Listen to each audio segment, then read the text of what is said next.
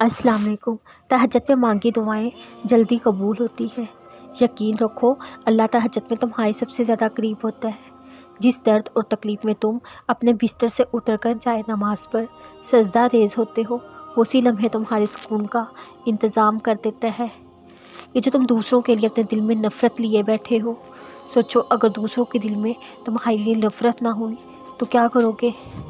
ये जो तुम छोटी छोटी बातों पे नाराज़ हुए बैठे हो, सोचो अगर कल तुम्हारी मौत हुई तो क्या करोगे। ये जो तुम अपने गुनाहों के साथ अकड़ के चल रहे हो, सोचो अगर मौत से पहले तौबा न मिली तो क्या करोगे। मुमकिन है तुम्हारे सब्र का सिला तैयार किया जा चुका हो। तुम जानते हो तुम्हारे इस सब्र ने तुम्हें अल्लाह के कितने करीब कर दिया। इसी सब्र ने तुम्हारे मुकद्दर में मौज़े लिख देने हैं। बस तुम सब्र से अल्लाह से मांगते रहो, वो ज़रूर अता करेगा इंशाअल्लाह। अल्लाह की तसल्ली कितनी प्यारी होती है ना। अपने रब के हुक्म की खातिर सब्र कर जाए, बेशक तुम तो हमारी नज़रों में रहते हो। यही ज़िंदगी में चल रहा है। इंसान कभी इंसान को खुश करने के लिए अल्लाह को नाराज़ करता है, कभी अल्लाह को खुश करने के लिए इंसान को नाराज़। यही चल रहा है ज़िंदगी में।